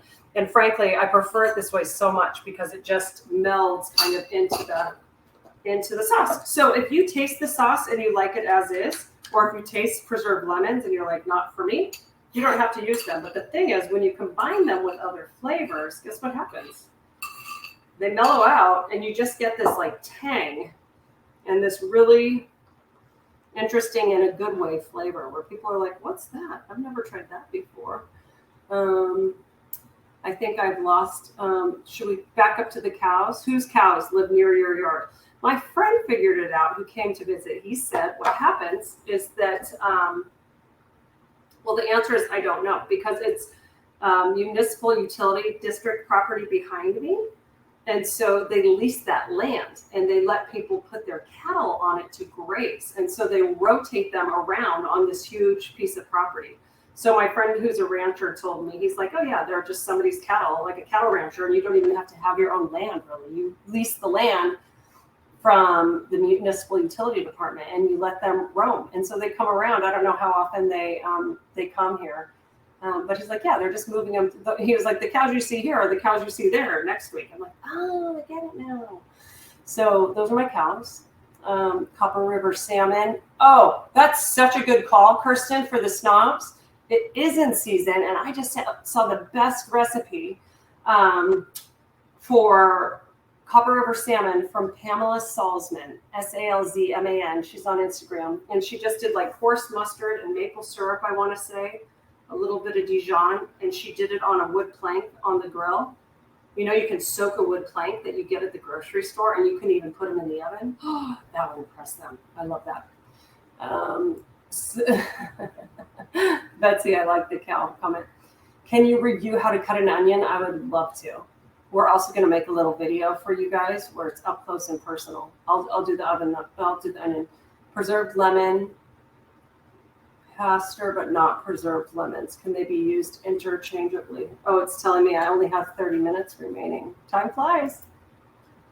Oops, I said I wanted a new session. Sorry. Okay, are we still here? I have a friend who owns a fish market. The next best PR marketing was calling squid calamari. Totally. Wait, pasture, but not preserved. Oh, lemon paste? Preserved lemon paste. Thank you. Yes, but use less. Use less. It's probably more concentrated if it's kind of pureed like that. Start with less and then see what you think, okay? I'm just going to have a bite of this. I'm not going to double dip. I'm just going to taste it for flavors and salt, as always. Because preserved lemons have so much salt, you want to taste it before you season it.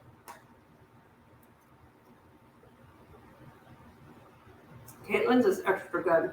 I think food tastes better when somebody else makes it, and I'm not even kidding you. That's delicious, and I'm not changing anything. She gets a pass. She graduates from culinary school. Congratulations. And honestly, the dishes aren't even bad. All it is a bunch of bowls in my sink. It's not bad at all. Oh, onion. Should we talk about an onion? And then we're getting close to when Caitlin can maybe pick a winner for the cookware, which would be super fun. Unless any of you were too embarrassed to have your name called, but we were going to announce it on here. Let's try knives too. Oh, okay. Knives and then onion. And then we'll pick our winner. Does that sound good? And then in like, here, watch this. I'm being so lazy. I'm not even getting off my stool. You know what? Let's check the internal temperature of the chicken. Because we are here to cook. And then talk knives. And I have such opinions on instant read thermometers. We have to do a reel on instant read thermometers too. This is a company called Thermapen, which I absolutely love. They are so accurate within like 1/10 of a degree, but you can't put them in the oven. You can't keep them in your food, right? Then Meter came along, and Traeger acquired Meter, and you can leave the thermometer in your food and read it from an app. So you can imagine how amazing that is when you're grilling, or you put something in the oven and you're running around and you can be like, oh gosh, my food's ready, right? So I'm going to use this today, and I love them so much. I have two because I'm really into them. I'll give you a link to them when they have a sale, and you can get one if you want. Okay, let me get an oven mitt. They're probably back in here. Isn't that funny? Right where they're supposed to be. Ooh, look at the juice. I'm gonna actually do this. Okay, I'm gonna bring the whole thing over here and show you, okay? We're gonna do this up close and personal. Let me get one other. I'm gonna grab one more caramel. Oh yeah, there's that. Thank you. I love this. I can hide my mess from you all. Okay, so I'm gonna lay on this chicken here, and we're gonna take its temp. Yes, it sounds like it's going to the doctor. Okay, so see how it's, I don't know if you guys can see, but it's kind of crispy because I left it up here. So the skin will get crispier. If we're down in the juices, you could spoon the juices over it, which is a delicious way to do it too. Bonnie, you're right. Does Zoom have an app where you can does Zoom allow you to say whether you like it or not? Okay, this is 194, which to me sounds strange because it has not been cooking for that. 180. I still think it's lying. Let's test the smaller one. The smaller chicken breast might be done. 172. You know, like you have common sense, and when you've cooked this long, I mean, I'm getting up there. It says they're done. I'm suspicious. I'm like, it has been like 30 minutes, 34 minutes. It says they're all done, like they're 185. And this poor little guy, it looks like a baby turtle. Yeah, you guys, it says it's done. So here's what I'm going to do. We're going to let them rest because they'll carry overcook. This one I'm very suspicious about. That's just really fast. But here is what I'm going to do. I'm going to put all of this, I'm going to land it all in one platter. But you know what? I want my veggies down first. Hold, please. I'm just thinking as I go tonight. And what I thought was going to happen, oh, you know why? It's because this oven's a lot hotter on the top than the bottom. So that's why these veggies are taking longer. And, oh, I know what I'm going to do. Ooh, I've got a great idea. I'm going to take some of the chicken juice and put it on the veggies. And let them keep cooking. And it's going to be the best batch I've done yet. This is the best part about cooking with you all. I get smarter as I go, and then we think of new ways to do things, right? So here's what I'm going to do. I'll keep some of these chicken juices, of course, for the chicken. But this, remind me to teach you how to wash this. You know what you do is you invert it on one of these sheets, and you put it in your sink like that, and then you put dish soap on it, and you let it soak upside down so it gets all of the fat, and then you scrub it in that sheet pan. Brilliant, huh? I think Michelle Tam, my friend Michelle, has a video on doing that on Nom Nom Paleo, which I think is hilarious, but so good. Okay, I'm going to take part of this yummy juice from the chicken. I'll reserve a little bit just for the chicken. Woo, yummy. And I'm going to put the rest directly on the vegetables and put them back in the oven. This is going to be so good. This is love. This is food love right here. Yummy. And then we're just going to kind of mix it in. Oh, this is going to be so good.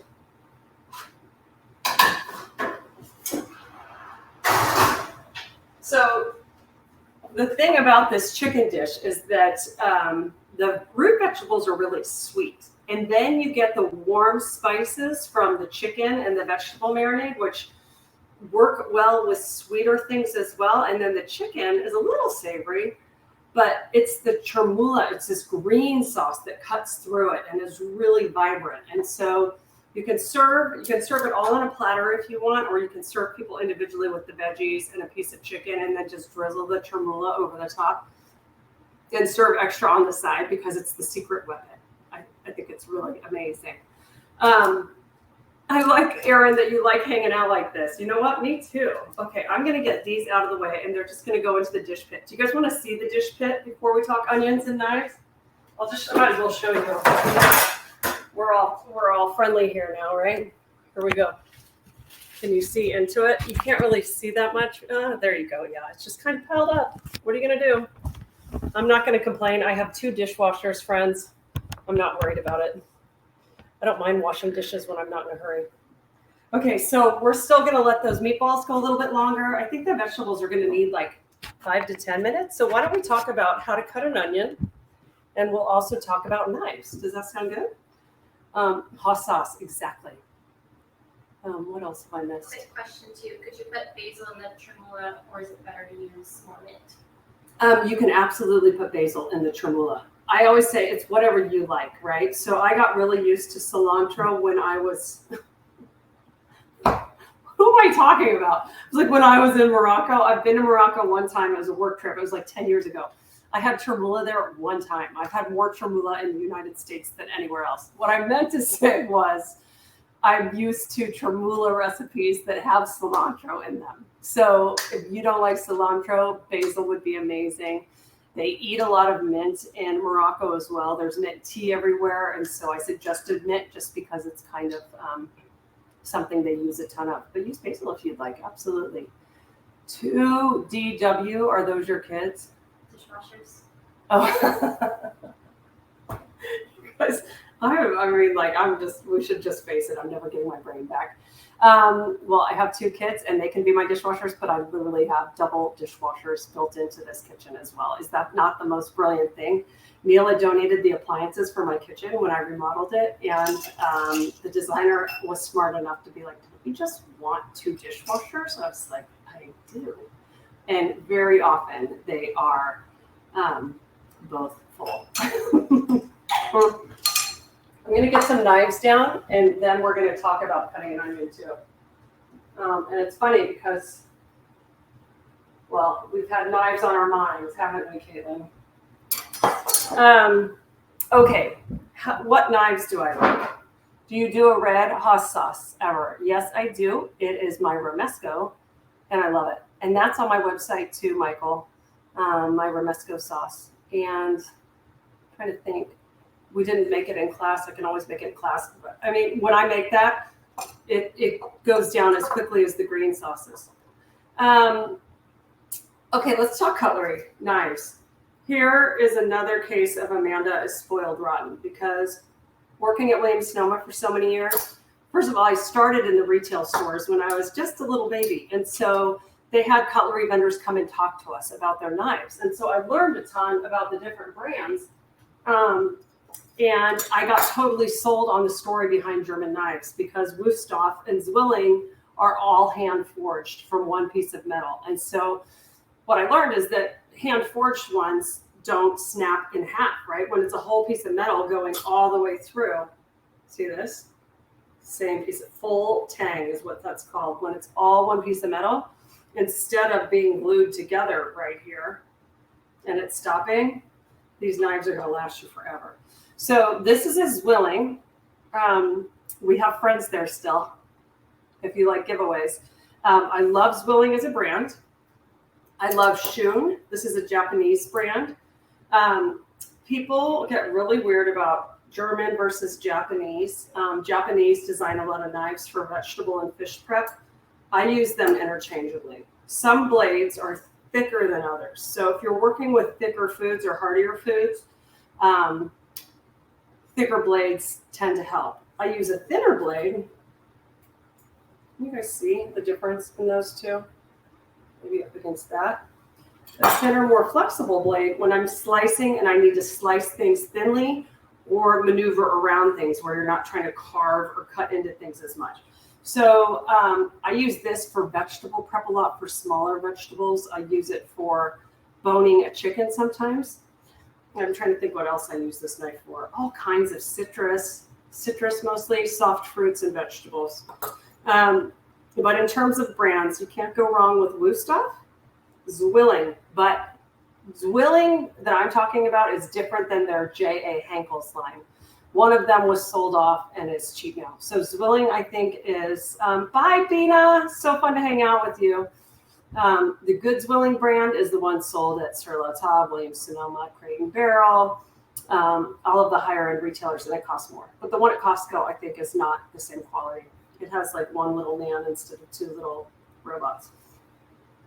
I've seen your son Charlie on your video. Seems like a typical but very pleasant young man. That's what they tell me, Michael, that he's a pleasant young man. I'm kidding. He is darling what he wants to be, right? He's a very typical teenager. His older brother is very, very kind to him. I'm just going to say that. So guys, we can get into more about like the shapes of knives to have. If you don't recall, I put up a free class for you guys on the tools that I use, and I talk about knives in that video. So if you go back to the video about the tools I have in my kitchen, it's like the very first thing I posted along with the pantry ingredients. I have a list of the knives that I like, and I show them all to you in that video, okay? Okay. Should we cut an onion? Cutco knives, no comment. I do have an opinion. I don't use them. How's that? How often do I sharpen my knives? Not often enough. The important part is that, and this is what I learned in the stores at Williams-Sonoma as well, it's about using a sharpening steel commonly or frequently to keep your knives in shape. Because think of the blade as being like a bunch of little teeth that are aligned, and every time you cut, the teeth get out of alignment. So if you use that piece of metal before you cook a lot or chop a lot, it keeps those teeth aligned. And if you take good care of them like that, then you won't have to sharpen them as often. But I sharpen mine about once a year, and they desperately need sharpening right now. Versus Western angles on knives. Michael, you just like to throw me curveballs. Totally depends on the person. When you understand the angle on an Asian knife versus a Western knife, that means that you're like really into technicalities, right? This is like how I am when people ask me what type of wood pellet I use in my Traeger grill, and I say whatever I've got on hand. I usually get my knives for free, and so I just love whatever is handed to me, right? But they are sharpened on different angles, and it totally comes down to what you like to chop, and what you do the most of. Is it true that an onion can taste differently depending on how you cut it? Absolutely. And guess what? A ton of foods can taste differently depending on how you cut it. Do I even have an onion to cut for you guys? I do. Let me grab. Was that my timer for that? Oh, was that for the meatballs? Should we check the vegetables, you guys? The meatballs can keep going, and we'll let the meatballs stay in there for 5 more minutes while we do the onion, okay? And then I'll bring everything together for you, and we'll announce our winner. Hold on one. I'm not forgetting about the onion. I just want to check the veggies.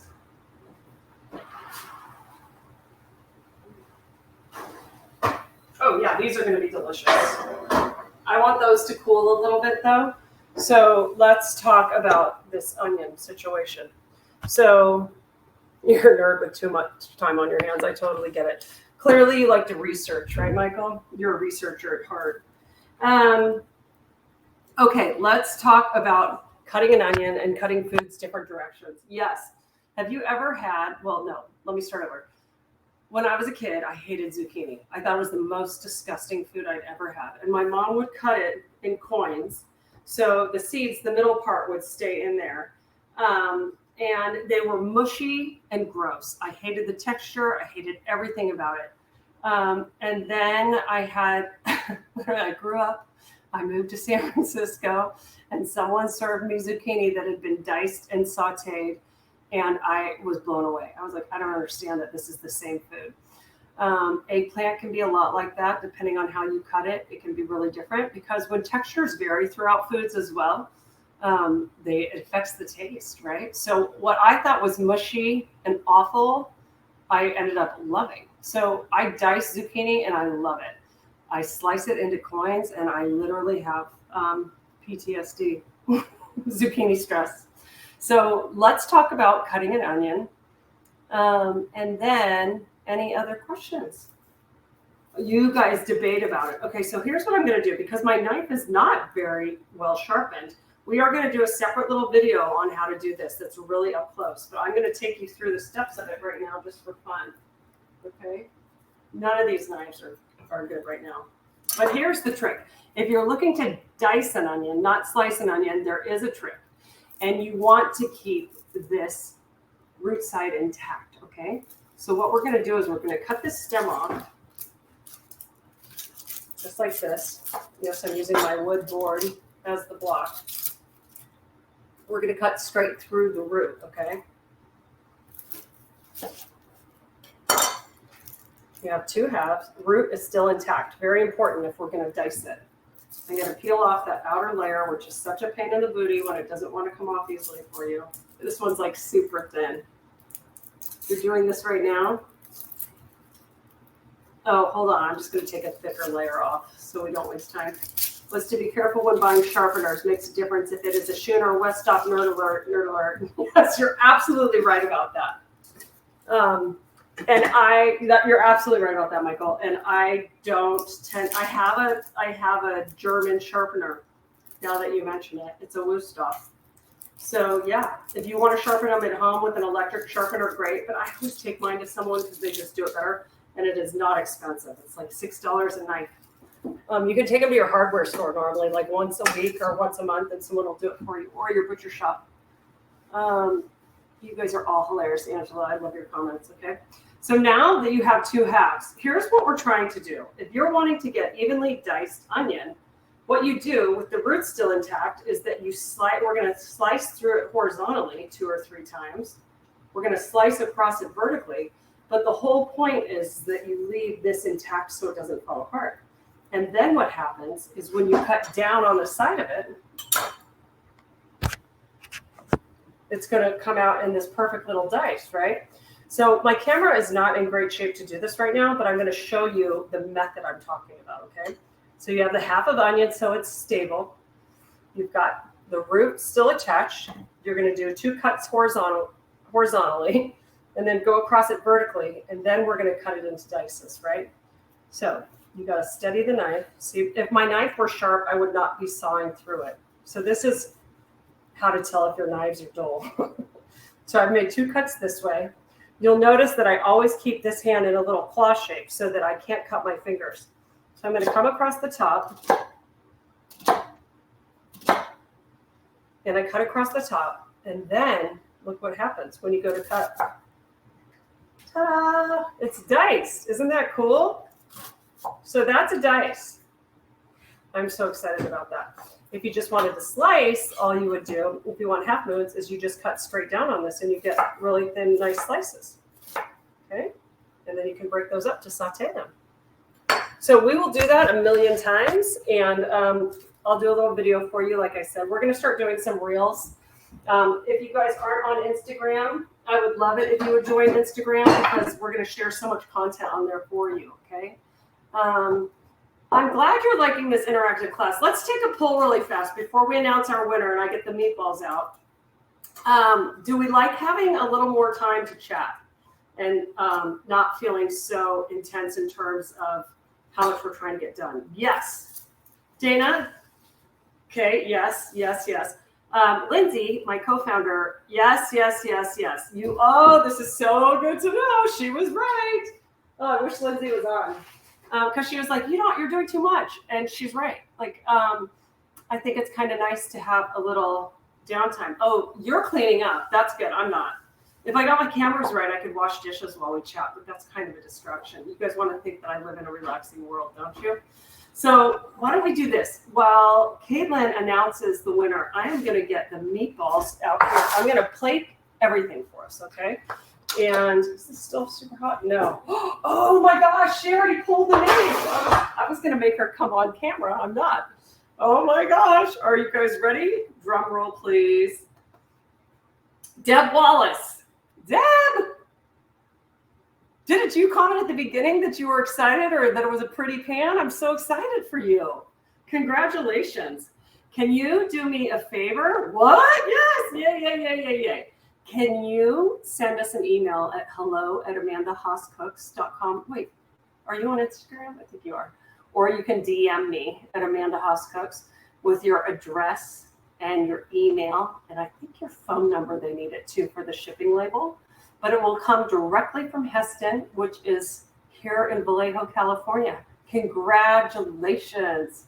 So excited for you. And yes, we're coming to your house. Oh, I'm so excited for you, Deb. You're going to love it. You're going to use this pan forever. Chrissy's excited for you. We're all excited for you. And Michael, I'm sorry I lost your comment. I saw something that you live with 2 really old dogs. I get it. I talk to myself all the time. I dress up like a pig and dance when I'm by myself, for crying out loud. Okay, let's get the meatballs. Thank you, Caitlin, for choosing. Now, these are going to need more time, but I just want to show everybody. Just trying to melt my phone here. Okay, these are definitely going to need more time. So I'm going to show you what they look like, and then I'm going to put them right back in the oven. Oh, should we do this? We're getting the Instagrammable moments. Gorgeous, you guys. But they're going to get even softer. And we just want the flavors to keep melding together, okay? So I'm going to put those right back in the oven, and then let's plate the chicken, and then we can say goodnight. We still have 7 minutes. Can I make it?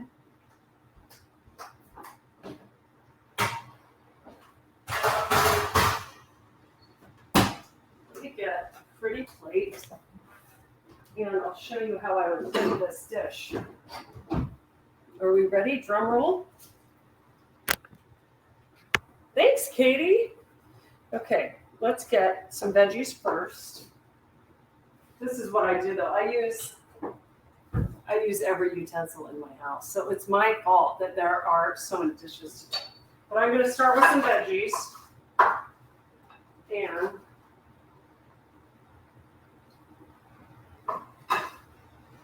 I'm using my spoon upside down. What does that tell you? I think I want more vegetables for this recipe, so I'm going to have them ready that way.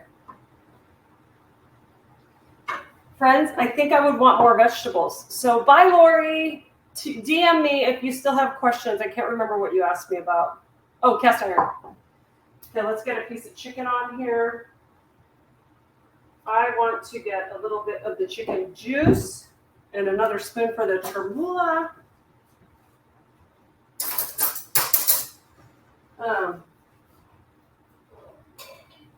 Sorry to have my back to you. That feels rude. See, you just want a little bit of the juice on there. You could also finish it with the olive oil. And then let's, you want more veg too.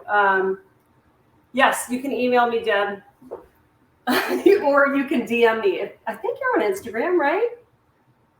I think I follow you on Instagram, maybe. So you can DM me. Do that if it's easier. Either way, but I just need your address, phone number, and your email so that we can give it to Heston, and they'll get that out right away. They're amazing. Okay, drizzle, drizzle, drizzle. I'm telling you, this might be one of my top 5 meals now. Oh, you can't see it yet. That's just rude. Okay.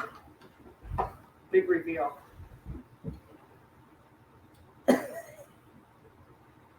Ta-da!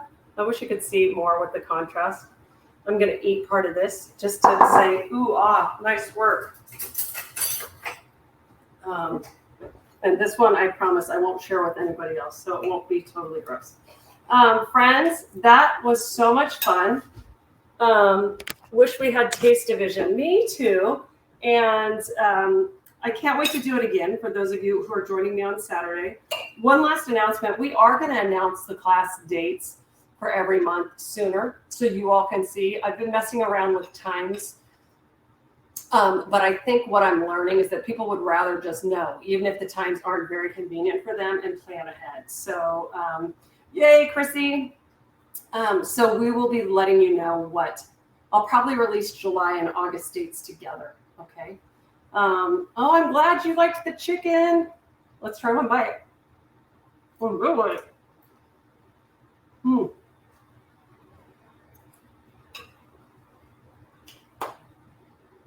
So good. This is one of my personal favorites. I love it. I'm so excited. I'm so excited we had that time together. Yay, let those meatballs keep going.